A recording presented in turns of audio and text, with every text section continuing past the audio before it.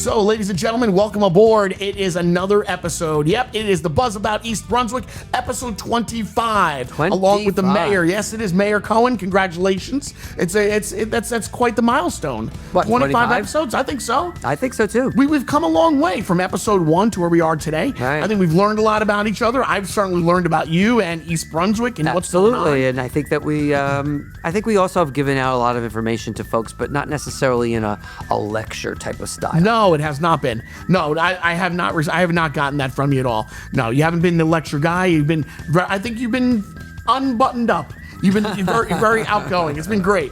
But yeah, so we've got a lot to cover. Right? You have been unplugged. We've got a lot going on here. So if you're listening to us on Spotify, iHeart, Apple Music, and Amazon, well, thank you very much for streaming us. And if you're watching us right now on YouTube at EBTV26, thank you very much for being aboard with us as well. Episode 25, the day after Groundhog Day. Ooh. Yeah, so now we are, we all know. Groundhog see a shadow? So, it's so funny. I haven't seen any sun. I don't know how he's going to see a shadow. Well, so yesterday was Groundhog Day, and there was a lot of sun. So the way it goes is if the groundhog sees his shadow, he gets scared, and then he runs back into his hole, and then you get a longer winter. If he doesn't see his shadow, then he stays out and he plays, and then we get an early spring. Okay. So yesterday was a sunny day. So the groundhog saw the shadow, ran into its hole. So they're predicting a longer winter now. Right. Well, look out the window. It's almost impossible to imagine that all this is going somewhere. I mean, really, where we are right now, we're podcasting inside the East Brunswick Public Library, and we have ceiling-to-floor windows, and we can see out here, and it is just piles of snow. Piles of snow. I always used to say that I don't really mind the change of seasons. By the time you get sick of a season, it's almost over. Correct. I'm kind of sick of winter already, and it's not almost over. No, I do agree.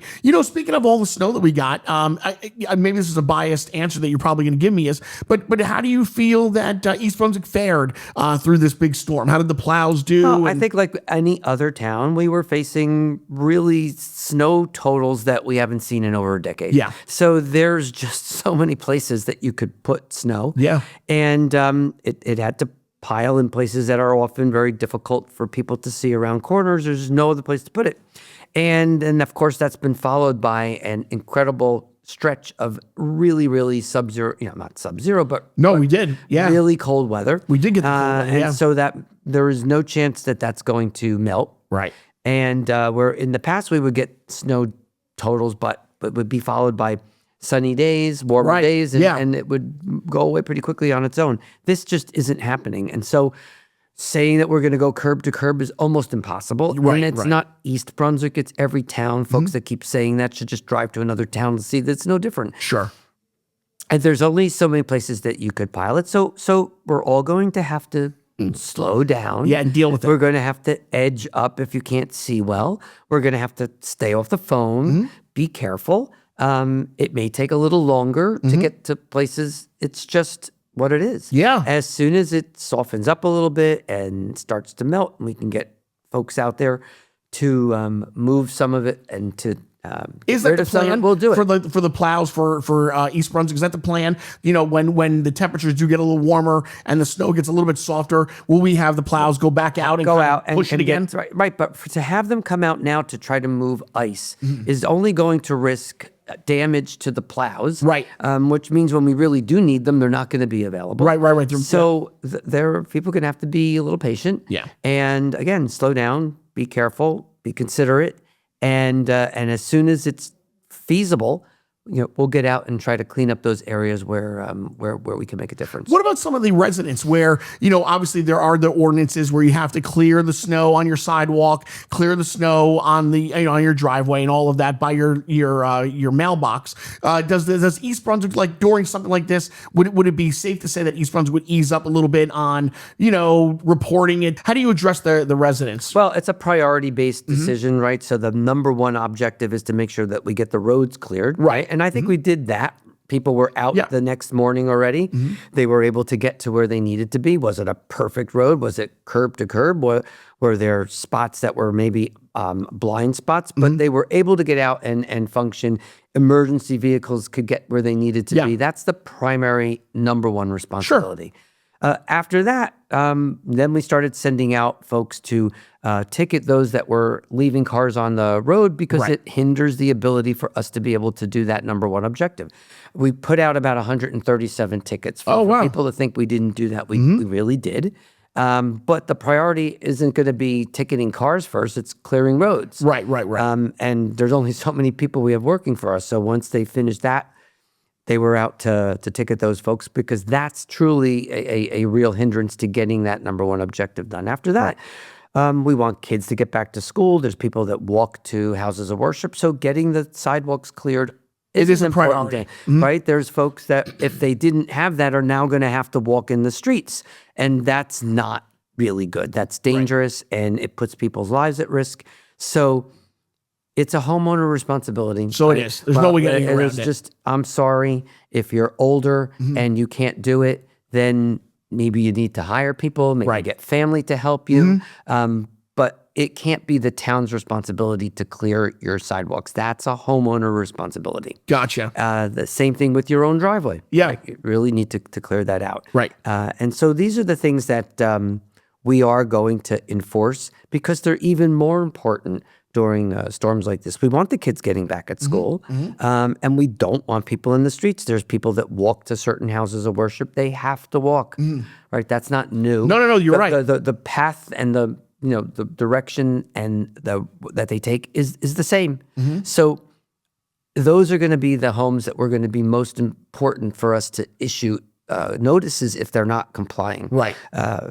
We want everybody to do it, but there's certain areas where no kids walk, no houses of worship. If you didn't clear that, not as critical as the places where we need it. So it may not sound fair that we were harder on people that were in areas where... Right, no, but you have to prioritize. I see and there's a lot of places in town that we have the code enforcement officer going out to, but we want her concentrating on the areas where it's most important that those sidewalks be cleared. Yeah, that makes sense. Doesn't mean that we don't want the rest of them done, but those are the critical places. No, listen, it makes sense. I didn't even think much about the house of worships, and people are walking on Saturdays and Sundays. They're walking to and from, and they need to get through. You're right. Absolutely. I didn't even think about that. You're right. And it's not new. Like, no, it's something you have to do. School's been there for years. Right? Kids walk that every day. The school bus stop and whatnot. So you know that kids are going to be using those sidewalks, and you're just going to need to take that responsibility and make sure it's done. Maybe you need to hire someone to do it. That's possible.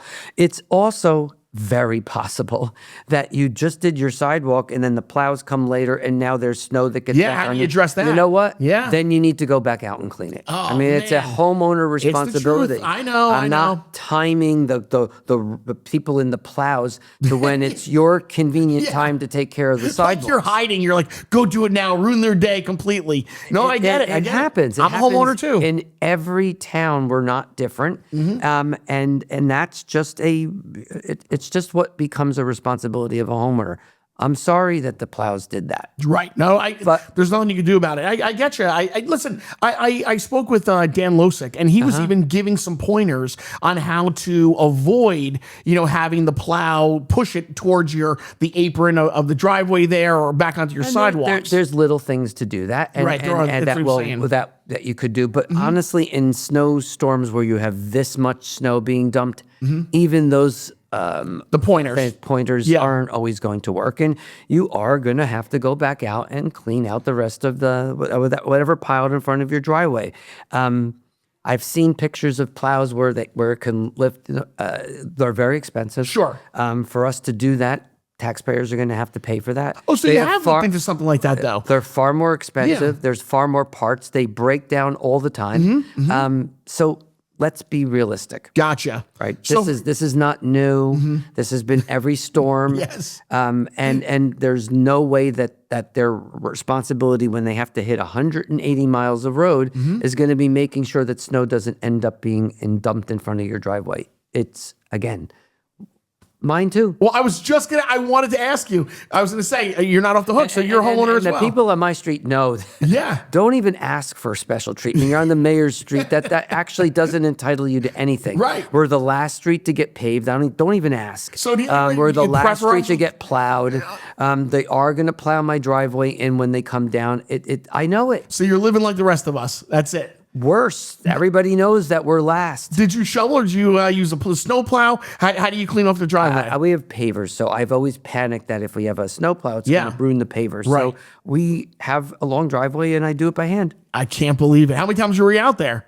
4. Wow. So you were out there. The fourth one was the hardest because I had to end it because that layer of ice was, the sleet ridiculous. came down. Yeah, no, it was tough. I have a snow blower, and I was out there several times. I went out there once during the storm, and then again when that sleet started coming down, and then again I had to come out and do it again, and come out 3 times. I went out to do the sidewalk because I have a very long sidewalk, and my neighbor was very nice. She let me borrow her snow blower. Good. But by that point, it was the top layer was about 4 layers of ice. Even the snow blower didn't get through. No, you're right. You're right. The snowblower doesn't get through everything. You have to go out there, periodically. You needed to pick, and then you did. By the time you do all of that, you could have just lifted it by hand. I'm surprised, but listen, I think it's great. Listen, again, you are living the same exact lifestyle that the rest of us are living. You're doing the same thing that everybody in East Brunswick is doing. Right, you're a homeowner like everybody else. I get you. All right, guys, we were just getting things started here at the Buzz About East Brunswick, and we're going to take a look in and around East Brunswick, and we'll get back with more for episode 25 of the Buzz About EB.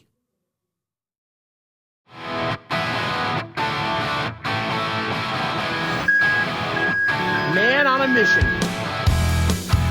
Making ice here at the East Brunswick Ice Arena, it's a science.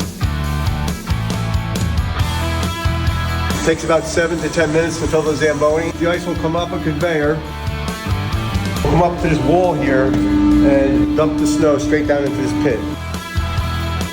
Welcome to the East Brunswick Ice Arena! We take between 1/16 and 1/8 thickness of ice off the rink. 3/4 of a mile that I actually just cut. The water is about 120 degrees when it comes out. This does the depth of the blade.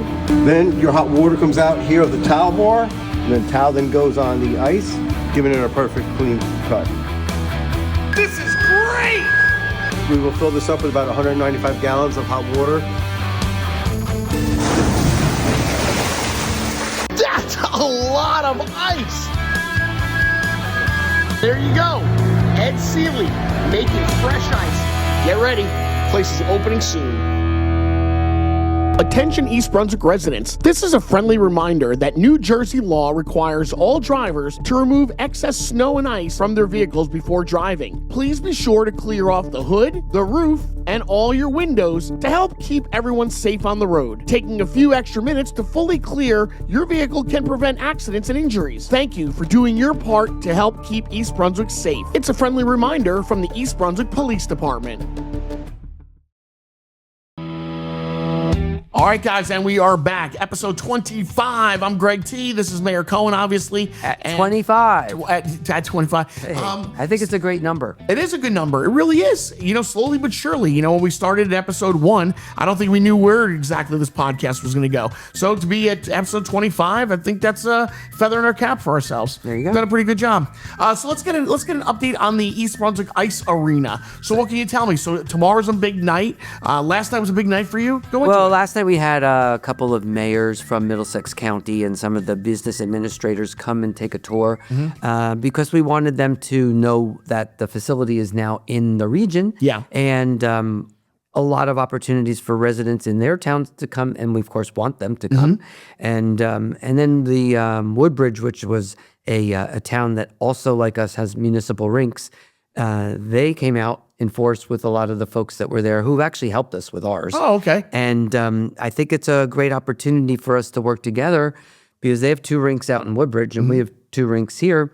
And that really gives us a great opportunity to host outside tournaments. Oh, wow. And that brings us being at the center of the state, right off of the turnpike. A lot of highways intersect in Woodbridge as well. Sure. That it becomes a real hot spot for all the Atlantic coast to come to for tournaments. And that not only helps the rinks and helps our reputation, but it also provides opportunities for the businesses, the hotels, the restaurants, all of that. And between Woodbridge and East Brunswick, there's a ton of restaurants, tons of hotels. And so it makes it really attractive for these major tournaments to come here. And I think Woodbridge also is trying to revitalize their downtown area. They brought in some new steakhouses, some new fancy restaurants and stuff. Well, I think a lot of towns are doing that, but Woodbridge actually was one of the first. And so we have a lot in common, but they're both municipally run rinks. And I think that that's a big attraction for a lot of folks to come here. But biggest of all is our location. Yeah, of course, right there on right there on 18, right off the turnpike. Yeah, and when they bring in this number of kids, they can't possibly accommodate it in one rink or two. They need to have at least 4 sheets of ice. So between the two of us, the distance isn't really that far. No, they're not going to be traveling back and forth on rush hours. It's usually going to be on the weekend. So getting back and forth is really relatively easy and straightforward. And all of the outside entertainment, hotels, all of that is really right here. That's great. And I think that's what you were after anyway. I think that you told me in an earlier episode that, having 2 rinks now allows us to host some of these outside tournaments that'll come in, which is profitable. And we for want East Brunswick. our businesses to be successful. Everybody keeps talking about wanting to have nicer businesses, nicer restaurants coming here. Well, they have to see that there's actually a market and there's ways to make money. And it's not only going to be by going out to dinner on weekends or on a Friday night. Right. They need to have support all week long. Right. Some of these tournaments are often done with extended days. Like if it's They start on a Thursday. It could be a Thursday, Friday, right. Saturday, Sunday.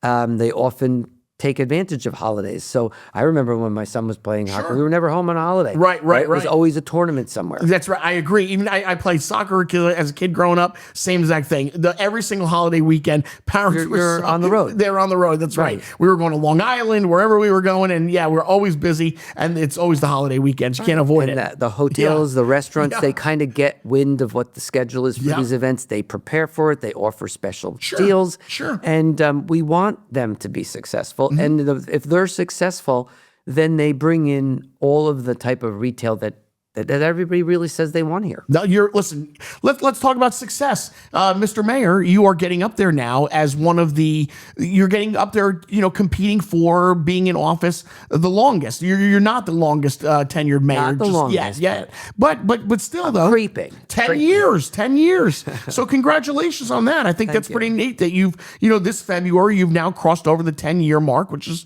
fantastic. And you've done an awful lot here in East Brunswick for 10 years. Well, I think there was a need for a lot of change. Right. And that was one of the reasons people elected me, was looking at what was going on and recognizing that it can't stay that way. So they wanted somebody who knew how to get stuff done. And you were the man to do it. Well, I mean, wasn't born into knowing how to do land use and redevelopment and all that stuff. You learn it and you hire the right people and you get good advice and you listen. And you don't have to have every right answer, but you have to know how to find it. Right. And I think nobody's ever 100% right, but we've gotten a whole lot right. Yeah. And way more than what we got wrong. Well, so when you first took office, what was East Brunswick like then compared to where we are today? So 10 years have now come and gone. So where was it and where are we today? Well, I think 10 years ago was a recognition that we had let our business corridor really fall apart. Right. And other areas had not done that. They had vision, they had planned, and while it might not have all been developed, but there was already movement to try to improve the Route 1, the Route 9 corridor, and a lot of our good businesses were leaving. Yeah, right. So people, I think, forget when the Lomans complex was virtually a ghost town. Yeah. And when the Wiz and the Gap, and those were empty areas. They had a lot of vagrants that were living there. They had owners that allowed those buildings to fall into disrepair. Squatters were living in them. And people might not have always seen that. They kind of drove by and just didn't look. But that's what it was. And those businesses were a crucial part of our economic ecosystem. Right. And they weren't contributing their fair share, which meant that the burden now falls on taxpayers to make up what we're not getting there. So, I think one of the good things I probably should do is put up some pictures to remind people what it actually looked like then. Right. So that what they see what it is. It's so easy to forget. And what it's going to be is dramatically different. And that process is unfolding in front of our eyes. And it might be a little annoying while you got traffic on the highway and you've got buildings not completed yet.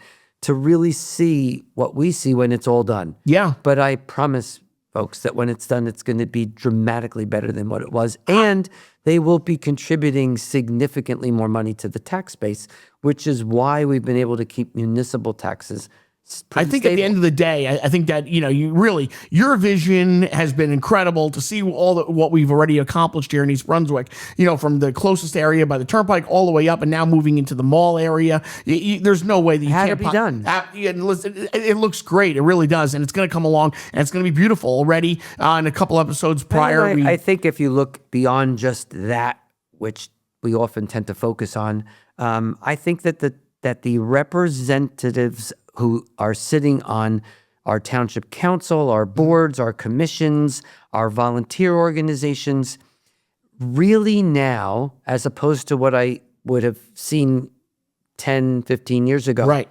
really is a reflection of everybody that lives in the township. We are an incredibly diverse town. That is still one of the main reasons people move here besides the schools. Right.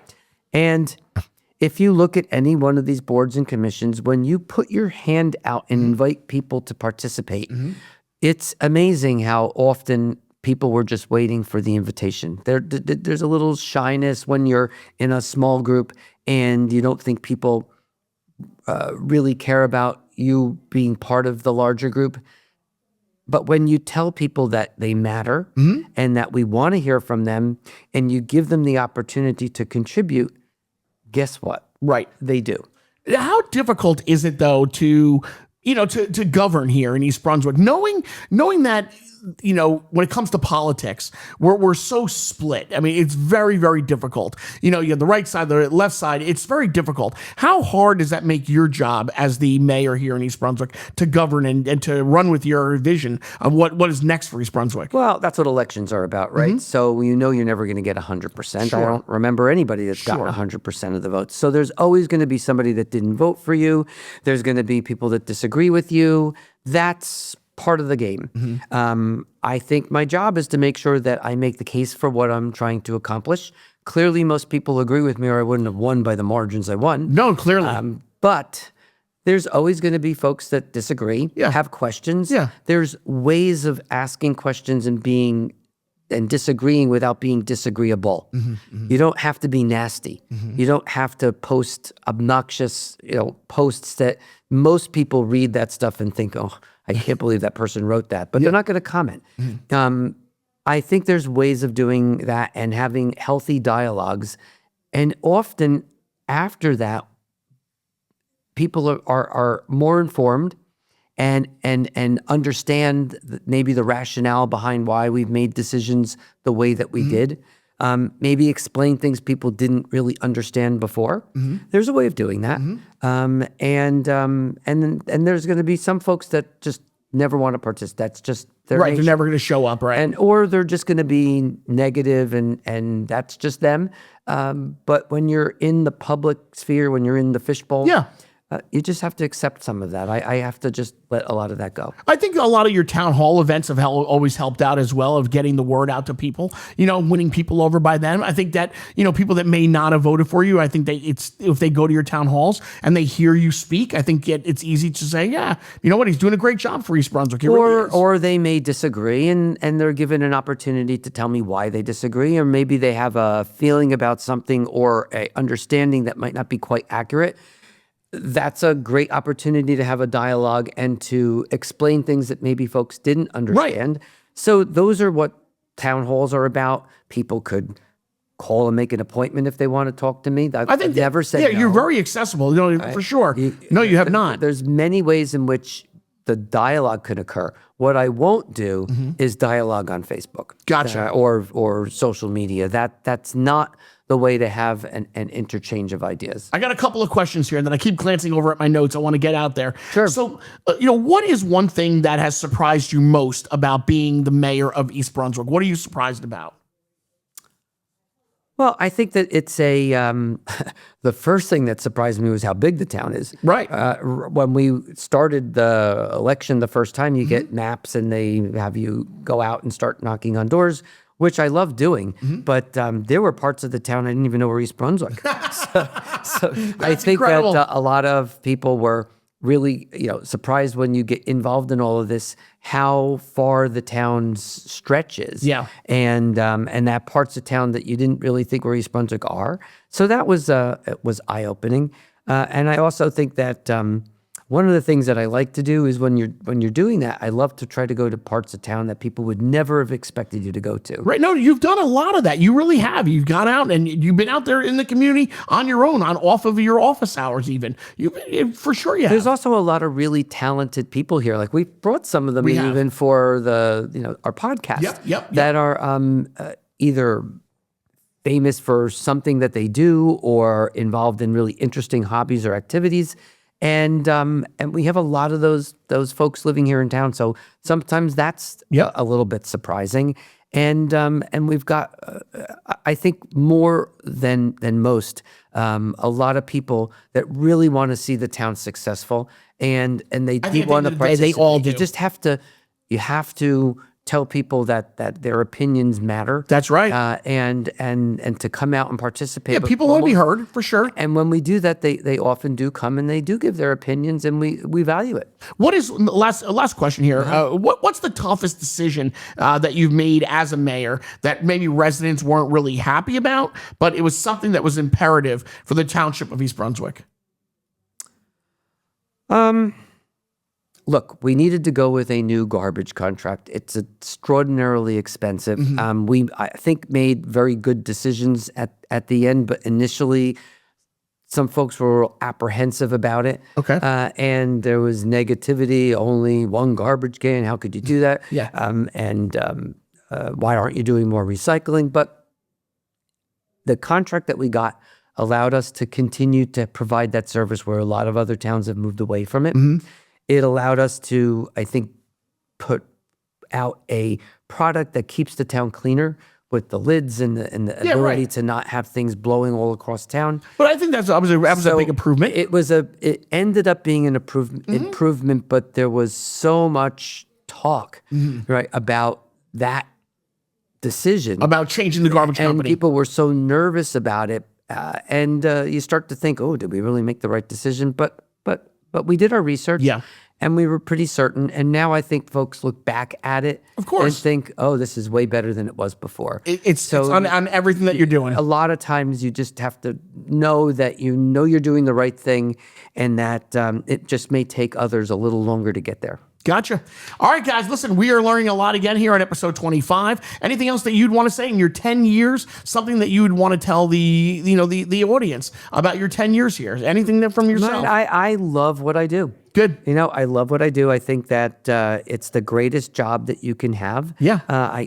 You don't do it unless you're comfortable being out in front of people and you're willing to engage. If you weren't willing to do that, there's a lot of other things you could do for the town that's beneficial. But I think folks expect to see their mayor. It's the highest elected office where you regularly expect to interact with that person. Yep. A lot of the higher offices, you know that you're going to see them at big events, but you don't expect to see them, every day. Right. Mayor, you do. And if you're not willing to do that, then don't do it. And we've got a good team around us. We have an extraordinary... Well, I think that's part of it, right? If you don't have a good team, you're not going to be very successful. No, we have a good team here at the township. Right. We have great employees that really want us to succeed. Right. So I think that's important. And we value them. Yep. We've got a really good township council that we're all working on our cylinders are all in the same direction. And you have a new council president now. Dana Zimbicki. Yeah. So someone very well known in town. She's excellent. And so we're in a good place. I think that we're all, for the most part, on the same page. There's, again, some gadflies and people that might not always agree, but by and large, they don't represent the majority. And even they have the right to, have their opinions. Everybody's got a voice. And, but by and large, if you ask most people, I think we're in a good place. Again, I don't know how you can disagree. But anyway, okay, we're going to be right back with more. Let's take another look in and around East Brunswick, and we'll wrap things up here at episode 25 of the Buzz About East Brunswick. It's a wrap, right? Almost. Get to a wrap. Not yet.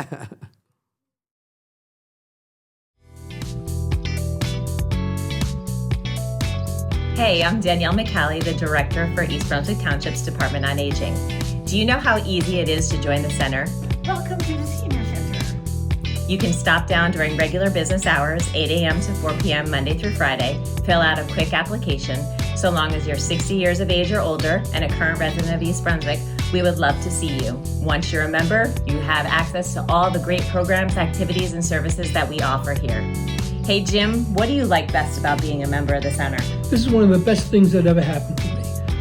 I've been a member for over 10 years, and I'm doing things now that if you would have told me I'd be doing them 10 years ago, I'd say, that's not me. I'm singing in the chorus, acting on stage, belting out Frank Sinatra tunes at our karaoke sessions. I mean, things that I would never think I would do, but now I do it all, and that's just the beginning. I enjoy the dancing here, and the parties especially. You guys throw terrific parties. It is really great, so I've enjoyed this so much. It's super easy to learn more about our department. Just log on to eastbrunswick.org/aging or come on in and scan our QR code, and it'll take you right to any access about and information about our programs and services and everything we do here at the East Brunswick Senior Center.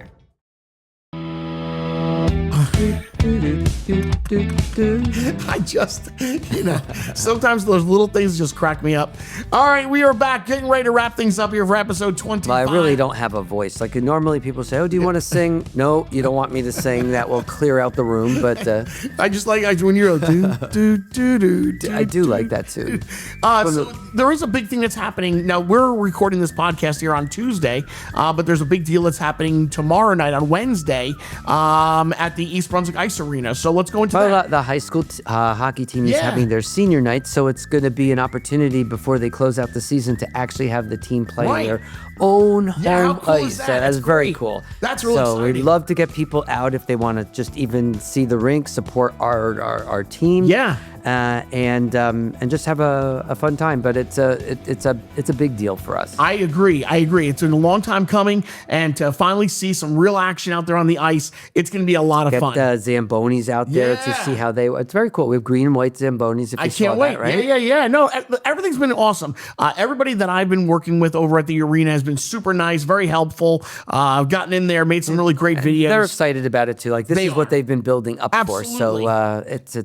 I think they want to start to see if some people go in there and enjoy that. I think they want to see natural reactions, and I think that people that are going to go see the game tomorrow. I don't know how they're going to walk away and say. I think what most people have told me who've taken the tour is that they one, it's really architecturally very nice. Yeah, it's beautiful. Very beautiful. Really is. And then they drive by it on Renee Road, and it just looks like when you get in the building, it overwhelmingly looks a lot. It's a lot bigger than it looks like from the road. Well, there's only so much you can do with an ice skating arena, and I'm pretty impressed on all the little areas that you could put some decorative look to it and some architecture work to. I think it looks great from the in the main lobby with all the lights hanging up there, the skylights on the one area where it's all the climate control. There's also the party rooms and things that you could do besides just ice related. So I think really it's came out great facility for the town. And so we're also creeping up on the Super Bowl. So any insider tips? Who do you think's going to win the Super Bowl? You got the Seahawks and the Patriots. Yeah. Well, I think the betting public is going with the Seahawks. Yeah, that's right. They are. That's where I'm going too. But I have no real loyalty to any of these teams. Neither do I. I'll have the game on because I'm going to watch it, but it's not like I'm not. When I was in business school, we actually were taught to actually one of our assignments was to watch the commercials. We were actually going to get exams based on the commercials. The commercials are great to watch. They really are. I'm always interested. I think that the commercials sometimes are better than the game. Yeah. I mean, it really taught you a lot. If you were happened to be at the time in the marketing part of the MBA program, and there was a lot of questions about how you'd market, how you segment the market, what they're actually looking to. Did they go after the correct target audience? Exactly. Yeah. I'm excited for that. I really am. So, but yes, I'm hoping, I guess, that the Seahawks win. If I had to choose somebody, I'm just not a big Patriot fan. No, I'm not a gambler. No. I'm more into like, if somebody wanted to gamble on the game, I would like more like they're called the prop bets, like the color of the Gatorade, how long will the national anthem be, which team might score 10 points first. But like gambling on the actual game, I'm just not a gambler. I just don't. I'm just not into it. I know it's so easy now. You can go on any of these sites and gamble. I just don't. I'm not a gambler. No, neither. So we're together on that one. Yeah. So now, are you going to go to a party? Are you hosting a party? What do you do for the Super Bowl? We haven't really decided, and we have a bunch of friends of ours that tend to get together for it. But there's been some health issues with some of them, so they may not want to do that. So it's probably going to be a quieter Super Bowl. Gotcha. Yeah, for me, Sin too. We usually go to a party, and the woman that throws the party this year, she actually didn't even realize when the Super Bowl was, and they planned something, so they're not going to be home. So they called and said, "I'm sorry, we're not going to have the party this year." So now my family, we're kind of like running around, like, what do we do? So it might just be just a couple of us sitting at my house. That's all right. It might, it'll be a more subdued Super Bowl party for us. But we also have Valentine's Day to look forward to. Yeah. Anything special for you and the missus on Valentine's Day? Well, my son owns a bakery, so Cinnaholic.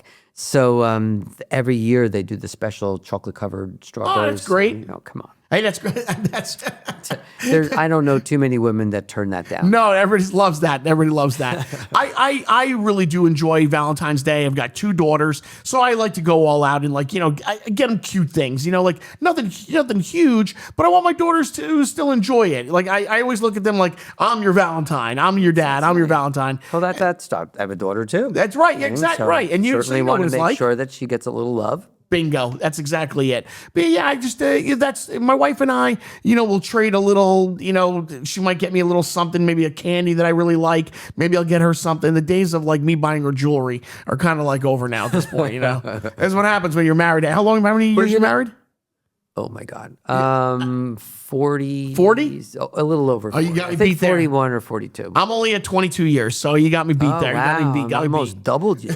Yeah, seriously. You got me beat. But I don't, those days of buying jewelry. I always was very cautious about jewelry because jewelry is a very personal thing. Mm-hmm. So if you go out and buy something, but you really didn't like it. Right. I would hate for the amount of money you have to spend on jewelry to buy something that someone really didn't like. Yeah, no, I agree. So I'll often say that, let's go out and let's pick what you want. Right, pick what you want. That's because right. I'm when you're at that point in the marriage, you could do that, and you don't have to get in trouble for it. And you know what? Chances are your wife is going to be more happy anyway, and you don't have to bring her something where she opens up and goes, I'm not going to wear this. Now she's excited to wear it. We're both physicians, so there was a time when she would dress up more to go to work, but since COVID, it's now more the stress scrubs, down, the figs, that's Figs is a brand of scrubs. I got you. Yeah. She does still invest in her shoes. Okay. That could set you back. Shoes are important. But the point is that there's all this emphasis with gloves and all that. It's less jewelry now. So you don't wear it as much. So it really is something that we don't buy as frequently as we did before COVID. You're right. I'm ashamed to say I don't really buy my wife a lot of jewelry anymore. I just don't. I don't know what happened. We used to buy each other, fancy gifts, and then we just kind of like. I'm also not other than my wedding band. Yeah. I'm not into watches. I don't like chains around my. I just don't like. You're not walking around. You're not putting your. No, you're not going to see it. No. The T-shirt with the chain. No, that will not happen. We also have something here in town that's happening next Monday, the Ramadan lighting. Care to share? Well, we're actually very proud of that because we're believe the second town to do a municipally run celebration for the lighting for Ramadan. The first, I think, was Jersey City. Okay. But we were number 2. Great. That's something and we really do proud it of. for not only anybody in our town, but anybody else who wants to come around. But Ramadan, when we first started it, it's a lunar holiday, so it changes. When we first started, it was a lot warmer out. But now it's clearly the middle of the winter. Right. So it's good from the standpoint that sundown is sooner, so lighting, we don't have to do it quite as late. Right, that's true. Good point. Cold. Right. When that sun goes down, no matter what, it is still cold. going to be cold. Yeah. But I feel, for my friends that are Muslim, at least for them, they're fasting all day. So in the winter, it's probably a little better because sundown's a little early. They can eat a little earlier. We're always thinking that's right. It's very good. You can eat a little earlier. You're right. Yeah, so that's kind of nice. What we're having the Ramadan lighting on Monday. Right. Rain date is set for the 12th, but I don't think there's any rain in the forecast. So I think you're good to go on the 9th. We could rely on the forecast. It's that far out, but no, it looks good. All right. Well, there you go. We're wrapped up here. That's it. Episode 25 is in the books. In the books. I think we're good to go. Ladies and gentlemen, hope you guys enjoyed episode 25. Mayor Cohen, myself, Greg T, and we'll see you here in a couple of weeks for episode 26. So, all right. See you later. There you go. Enjoy, guys. Thanks for watching. Thanks for listening.